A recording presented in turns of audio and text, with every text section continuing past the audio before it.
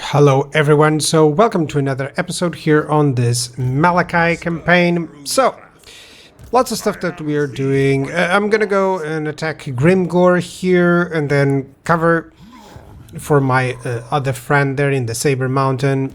Time for a reckoning. So overall I'm making small advances because now I have finally some armies here, but still it's not ideal. We'll get that. Now, I am going to be able to recapture all this territory, that's for sure. It shouldn't have any trouble. Skalf is gonna go up to Rungi and trade off some of the units. Yeah, that's basically, and then he'll get his main army. I predict that like turn 100 or something like that, I'll have everyone with the full armies. And now I actually want to improve the horde and just make sure that I get it to the maximum. And for that, I'm just going to cancel out some of the buildings. So overall, it's a good idea to get some income from the buildings, of course. But at one point you have to develop Malakai, and that's a mistake that I've made. So I should have developed Malakai tons of times ago, because you can see that the growth is there. So yeah, I could have done that. And also developed a little bit more on the deeps. I couldn't devote too much attention to it, because of course it was midway on this campaign, honestly. So I'm getting just some units that I'll give to the other character there. And yeah, that's the idea. I'm just gonna try to ensure that I get my late game armies going. Thorek was just recruiting some units here, but he needs his quarrelers army, basically. So what are we gonna do? Okay, just skipping up a few turns, it's better. So turn 83. The idea here, by the way, guys, is not to not show, it's to not show everything, because otherwise I'll be here until episode 100. But I do want to try and capture some stuff. So Morgos, you see that C that I've added to the army? That means that it is complete. That's the late game army. I'm not going to do any more changes or anything like that, okay? So the main idea, of course, is that I can skip to the most important parts or battles as well, while just going through the more typical stuff, you know, like the auto resolves, or I'm just building up, I'm just getting some skills, etc. So I'll make sure that I'll demonstrate what I'll go for. So Skalf, he's going to meet up with Malakai. Malakai is developing his horde really well. Rumgri is also completed. That C that you see there, it also helps me out to give a signal so that I don't think, oh, maybe I need some units here for this guy. Well, with that C, I know that he has the army that I had intended. And I can just really quickly check if he needs anything else, or if he has the right items or stuff like that. So it's very helpful to have, you know, some of those small tips that I like to use. So he already has the he's going for the buildings that I wanted, and pretty sure that I can deal with or I can have him like in full force in like turn 85 or 86 or something, right before I start dealing with Norska. I'm pretty sure I'm not going to showcase too many battles against Norska unless there's some interesting ones, mainly because, well, for two reasons. Auto Resolve is really good against Norska for whatever reason with the Dwarfs, and the second one is because I've already shown some battles against Norska. Now, I do have the Confederation possible with Ungrim, but there's an issue also always with the Confederation, which is that you get a -4 control for a couple of turns, and really I don't want that to happen right now. I'm having some developments with the control, and I really don't want to thwart those, because I'm a little bit spread too thin. Like, I don't have enough armies yet, and I'm gonna start building up the deeps for it. So two objectives here is to develop the Malakai's horde, to get it in full so that there's no more buildings there, and then number two is to develop the deeps so that I can get the income going. And you're gonna see the main change that it does, because I should have done it right when the deep started, and honestly I've just been busy fighting greenskins on the other side to even care about that. But still, yeah, it's important. Once you get a respite to do that. So I'm gonna teleport here and do the Greenskins actually adventure quest, basically the battle, the final battle. So there's a lot of spiders here. It's very very nice. It's like going into a spider cave. For someone with arachnophobia, it's not really that cool, but I do like that they are both terrifying, but still not so much that, you know, you don't hear the weird sounds or something like that that gives me that phobia reaction.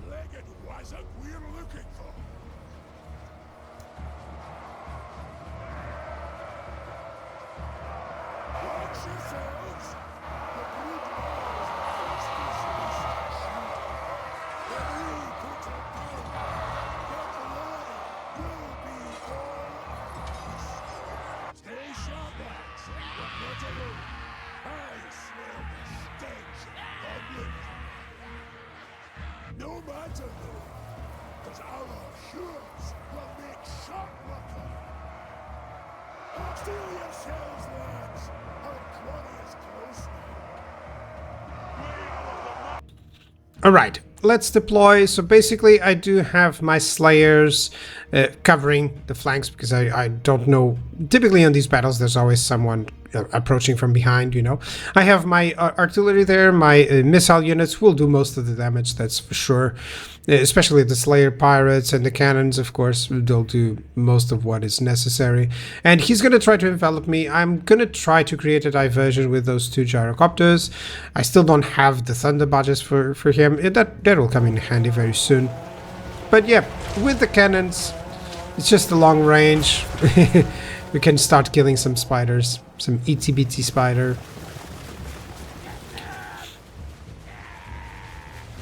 And the gyrocopters are gonna just start on anything that has range. That's basically it. They can, it's like a missile cavalry that survives against any other missile cavalry, really. That's how strong the gyros are. And finally, they're worth it, you know.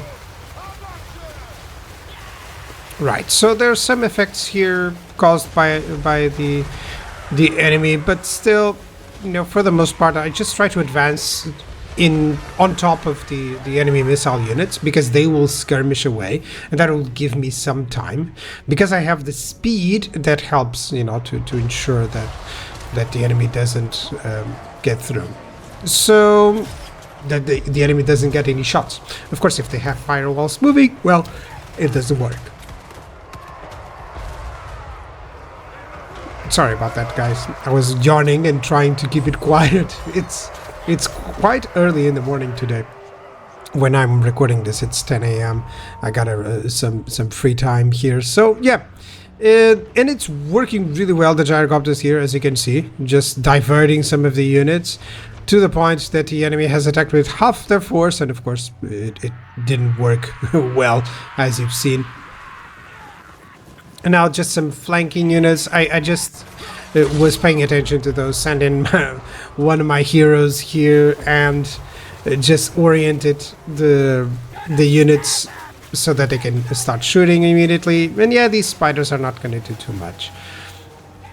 I do hope in the most recent DLC that they're going to have some stuff done to the spiders in general so that it can become a viable typical army for the greenskins. It does feel that they could do that. So these Slayer pirates, surprisingly, they're doing just fine against the Lord, you know. And now there's the big spider coming in, and I'm just going to redirect fire to it, you know, the brood mother. And of course, because Malakai has the Spirit of Grumni, well, it's so easy to just summon it and start firing on it. Even the harpoon will just get a big bunch of hit points from it. As you can see, wow, that was a nice shot. So immediately this is like done. And now I have a couple of shots firing. I didn't turn most of the cannons, if not mistaken, because it didn't give me time. But between Malakai, between all of those shots, look how fast Slagga died. I mean... That was really cool. And because of it, it actually ends the battle, which is perfect. Look at how my gyrocopters actually did bravely by drawing the enemy away. That's excellent, actually. And that worked. So sometimes, yeah, even a couple of gyrocopters can do wonders. Not in their actual kills, but actually in how they cause the battle to go on. So, oh, I cannot see the health of it. Yeah, army replenishment at least, so that I don't get any surprises. Adventure is complete, which is perfect. And yeah, just distributing some skills. Typically, I leave the blue line. Of course, block army is really powerful. Steel technology is also really powerful. It's something that I haven't been using, and I have to try and incorporate a little bit in my playthroughs. But yeah. Over here, just getting the defense going. Let's encamp and build stuff, definitely. I'm reserving all the money for Malakai's horde buildings. And I should have done that so much sooner. It's something that you can get carried away when you're in crisis mode, like, oh, I'm trying to resolve this issue. There's enemies at the gate, you know, and when you realize it, it's 60 turns. So I'm gonna do a trading settlement here. I don't typically do that. It's kind of like cheesy, to be honest, because the AI values it way too much. You know, a settlement, yes, it's valuable and it's important, but it's not worth wasting a full turn of income, for instance, because you can always go and conquer it, you know, and it's much easier to acquire settlements that way. Typically, the trade settlement would be for, hey, I do have this settlement and you do have that one, and we would prefer to have the different ones. You know, trade settlement should be not in exchanging of money, but in exchanging of another settlement, something like that, you know. But all right, that's how it works. So I'm gonna take the peace deal there, and that will buy me some time to handle things on this area. I already got a couple of good places here, good settlements. Let's go with Barakvar handshake here, just acquiring some skills. So yeah, I'm thinking on finishing off the. Because obviously Boris has been a long time trying to finish off Kolek there, and if I can finish him off, then Boris is free to go off the the Chaos Dwarfs or the Greenskins or anything like that. So I'm almost to the point where this guy, with that money, almost to the point that it's maxed out, which is perfect. Which means that you can recruit almost anything in Malakai's presence. He doesn't have all the buildings, by the way. And I'm reinforcing just the need for the deeps here. And I'm going to build a lot of deeps everywhere where I can. I'll just pick up the most... the provinces that give me the most money, the most income, and I'll prioritize those, you know. And suddenly you're going to start realizing that my income is just growing. Because I kept forgetting, you know, that you can have the deeps in every single settlement if you want. Basically because you can get the high king degrees from building the main building, but it's costly as well because it costs like 6,000 to and then 3,000 to upgrade those. So it's not like you can't do that until you reach a specific point, or unless you're really growing tall. So if you want to do this, I think it's the perfect moment where you're going like maybe short victory, you've achieved it, and now you can just stay put and get all the money from looting or from sacking into those buildings, and then quickly get into a much better income. You're going to see that I'm already at 5,000 when I was struggling previously, and it's going to get crazy. It's going to get like 20,000, 30,000 income, and I'll just start getting even more armies. So yeah, that'll be on the next episode. Thank you so much, and bye-bye.